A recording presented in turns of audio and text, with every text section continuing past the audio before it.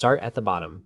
E1, a private fresh off the recruiter's desk. For the first 4 months, basic pay is about $2,226 a month. Across 4 months, and it bumps to $2,407, just under $29,000 a year. That looks thin, and on the chart it is. But basic pay is only about 60 to 70% of what a soldier takes home. Add the tax-free basic allowance for housing, BAH, and the food allowance, and an E1 living off base is usually clearing closer to $4,000 a month once it's all added up. There's actually one uniform pay rate lower than a private's. Academy cadets and ROTC scholarship students draw a flat $1,452 a month, the true floor of the pay table before anyone pins on a rank.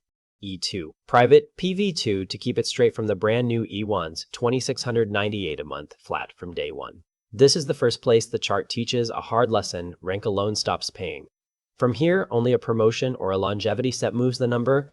E3. Private first class, $2,837 to start, climbing past $3,100 with time. And this bottom tier just got a raise the top never saw. In April 2025, the 4 junior enlisted ranks got a targeted bump of about 10% on top of the regular yearly raise, the biggest dedicated lift to the lowest pay grades in years.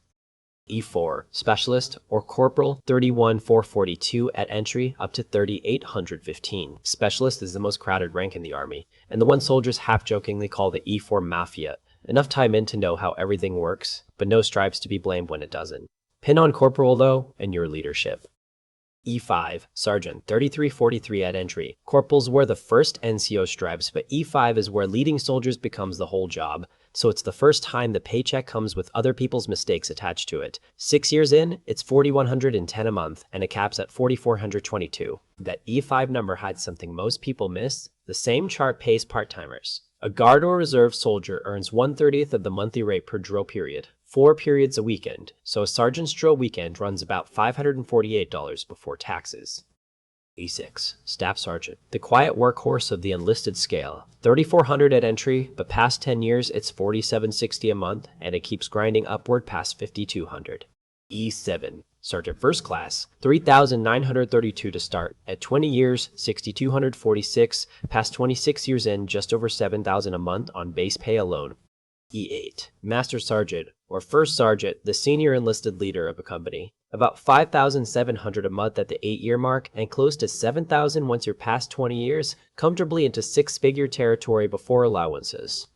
E9, sergeant major, the top of the regular enlisted ladder, $16,900 at 10 years, past $8,000 at 20, and at the tail end of a 30-plus year career, over $10,700 a month. And then there's one enlisted job that ignores the whole chart. The senior enlisted advisor of the Army, the sergeant major of the Army, and the equivalent top enlisted leader in every branch, draws a flat $11,166 a month, no matter the years of service. That's the single highest enlisted pay rate in the entire military. It's high enough that federal tax law uses it as a ceiling when a commissioned officer serves in a combat zone. The pay they're allowed to take home tax-free is capped at exactly this enlisted figure. The most an officer can shield from taxes in a war zone is defined by an enlisted paycheck. $11,000 a month is where enlisted pay stops. On the officer side, that's roughly where it starts to get serious. O1. Second lieutenant, the newest officer, straight out of an academy or ROTC. $4,150 a month. That's already more than a sergeant with 10 years in uniform for a fraction of the time served. That gap between the two sides is the real story of Army pay.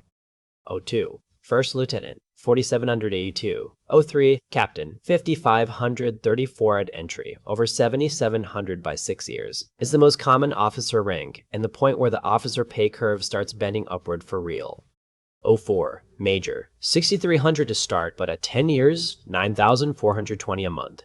That's $113,000 a year in base pay before a single allowance is added. O5, lieutenant colonel, $7,300 at entry, past $12,000 a month once you clear 20 years. O6, colonel, $8,751 to start, climbing past $15,400 at 30 years. And this is where most pay videos quietly stop, right before the part that surprises people. O7, brigadier general, the first star, $11,540 a month, which, notice, just edges past the Army's top enlisted advisor.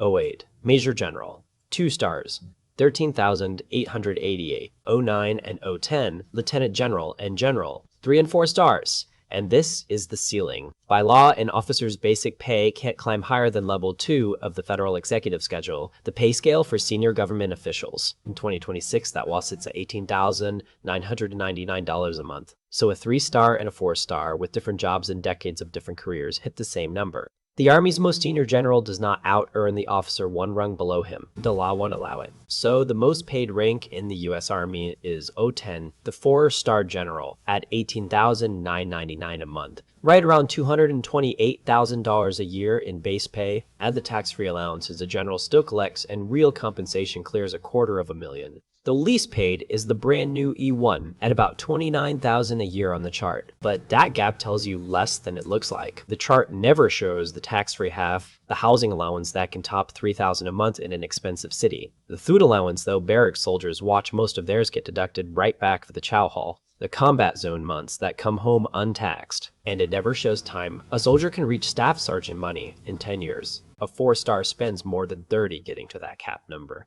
and only a handful of people in the entire Army ever get there at all. Most and least paid was never really about the top and bottom of a chart. It's about how much of your life the number costs to reach. Those are the real 2026 figures, straight off the pay table.